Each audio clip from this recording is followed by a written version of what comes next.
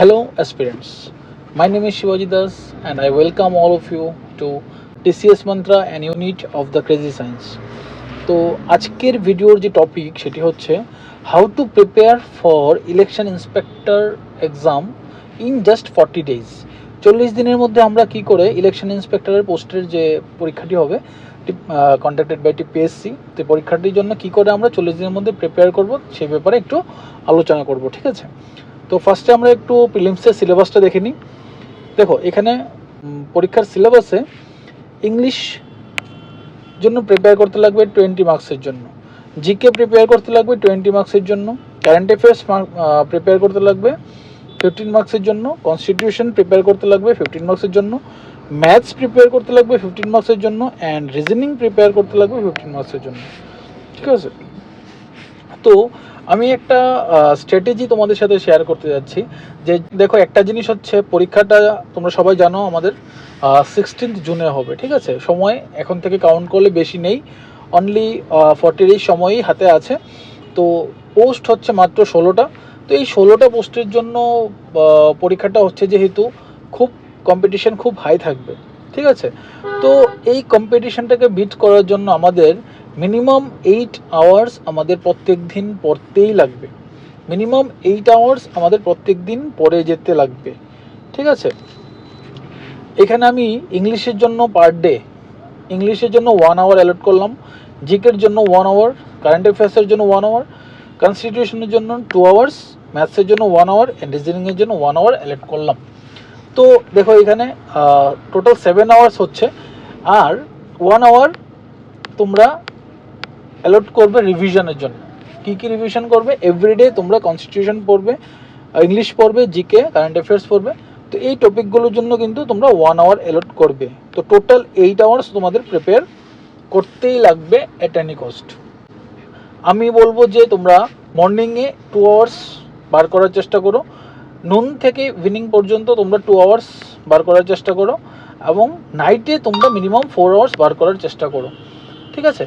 তো পরীক্ষা যেহেতু খুব সামনে, কোনো রকম অজুহাতি কোনো কাজে আসবে না, পরীক্ষা ক্লিয়ার করতে পারবে না, তো তোমাদের 8 আওয়ার্স মিনিমাম বার করতেই লাগবে।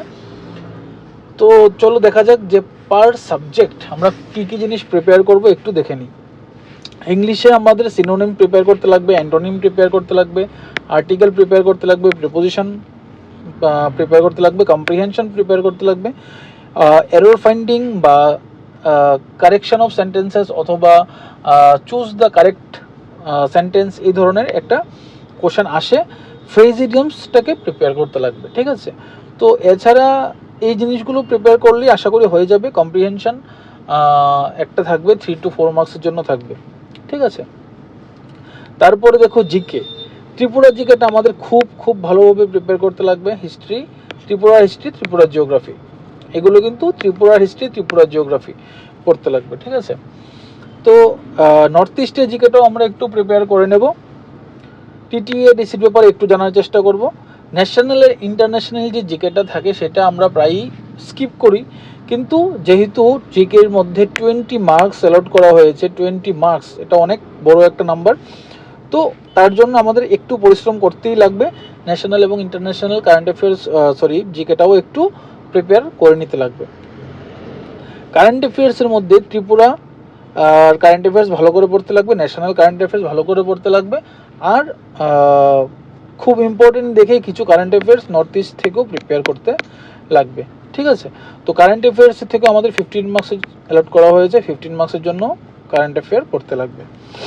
কনস্টিটিউশনের মধ্যে বেসিক যে থিওরিটা থাকে থিওরিটা তো আমরা পড়বই, হ্যাঁ, like state governments, union government, বা মেকিং অফ দ্য কনস্টিটিউশন, বা প্রিএম্বল, ফান্ডামেন্টাল রাইটস, এগুলো যে বেসিক থিওরিতে আমরা পড়তেই লাগবে। তার উপর আমরা কতগুলো আর্টিকেল, ইম্পর্টেন্ট কতগুলো আর্টিকেল আমরা মুখস্থ করতে লাগবে। ডিপিএসপিটা খুব ভালো করে পড়তে লাগবে, ফান্ডামেন্টাল রাইটস পড়তে লাগবে, ফান্ডামেন্টাল ডিউটিস পড়তে লাগবে, অ্যামেন্ডমেন্টসের একটা লিস্ট আমাদের ভালো করে পড়তে লাগবে। সবগুলো অ্যামেন্ডমেন্ট না, কিছু ধরো 25 থেকে 30টার মতো হবে ইম্পর্টেন্ট অ্যামেন্ডমেন্টস, ভালো করে পড়তে লাগবে। আর ইলেকশন কমিশনের ব্যাপারে আমাদের ভালো করে জানতে লাগবে। Election commission of India and state election commission, এই দুটো জিনিসের ব্যাপারেই আমাদের ভালো করে নলেজ নিতে লাগবে, কারণ লাস্ট এক্সামগুলোতে আমরা দেখেছিলাম যখন পঞ্চায়েত এক্সিকিউটিভ বা পঞ্চায়েতের যে উপর যে পরীক্ষাগুলো হয়েছিল, সেই পরীক্ষাগুলোর মধ্যে কিন্তু পঞ্চায়েত থেকে কোশ্চেন ছিল। ঠিক আছে, তো আমাদের এই জিনিসগুলোর উপরে একটু নজর দিতে লাগবে। ম্যাথসের জন্য আমি বলবো যে এভরিডে তুমি একটা করে ম্যাথসের চ্যাপ্টার করে যাও আপ টু 20 ডেজ পর্যন্ত। এভরিডে তুমি একটা করে ম্যাথসের চ্যাপ্টার করো, চ্যাপ্টার ওয়াইজ। কোনো দিন প্রফিট লস করলে, কোনো দিন পার্সেন্টেজ করলে, কোনো দিন অ্যাভারেজ করলে, কোনো দিন সিম্পল ইন্টারেস্ট করলে, কোনো দিন কম্পাউন্ড ইন্টারেস্ট করে, এইভাবে করে তোমরা আপ টু 20 ডেজ পর্যন্ত চ্যাপ্টার ওয়াইজ পড়ে যাবে। ঠিক আছে, অ্যান্ড আফটার দ্যাট পরে 20 ডেজ তুমি শুধু প্র্যাকটিস করবে, শুধু প্র্যাকটিস। ঠিক আছে, লাইক এক্সাম পেপারের মধ্যে যেমন সব রকমের কোশ্চেন, সব চ্যাপ্টার থেকে কোশ্চেন মেশানো থাকে, এরকমভাবে তুমি প্র্যাকটিস করতে থাকবে। 20টা পেপার মিনিমাম সলভ করবে। ঠিক আছে, তো ফার্স্ট 20 ডেজ তোমাদের কাজ হচ্ছে চ্যাপ্টার ওয়াইজ বা টপিক ওয়াইজ তোমাদের সলভ করা, ম্যাথস প্র্যাকটিস করা। ঠিক আছে, রিজনিংয়ের ক্ষেত্রে আমি একই কথা বলবো যে আপ টু 20 ডেজ পর্যন্ত তোমরা টপিক ওয়াইজ বা চ্যাপ্টার ওয়াইজ প্রিপারেশন করো।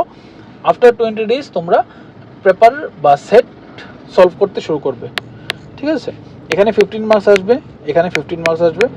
তো ম্যাথস অ্যান্ড রিজনিংয়ের পার্টটাও আমাদের খুব ভালো করে প্রিপেয়ার করতে লাগবে কিন্তু। ঠিক আছে, তো দেখো পরীক্ষার হাতে সময় খুব বেশি দিন নেই, 40 দিন সময়। এই 40 দিন তোমরা মিনিমাম 8 আওয়ার্স করে কিন্তু তোমাদের পড়াশোনা করতেই লাগবে, কোনো রকম কোনো অজুহাত কাজে আসবে না। সো এখন থেকে সময় নষ্ট না করে পরীক্ষাটির জন্য প্রিপারেশন করতে থাকো, পরীক্ষাটি খুব ভালো করে দাও। অল দ্য বেস্ট আমার সাইড থেকে। আর যদি আমার থেকে কোনো হেল্প চাও, নিচে দেওয়া নাম্বারে অবশ্যই যোগাযোগ করো। আমি উইদাউট চার্জিং এনি পেনি আমি তোমাদের হেল্প করার চেষ্টা করব।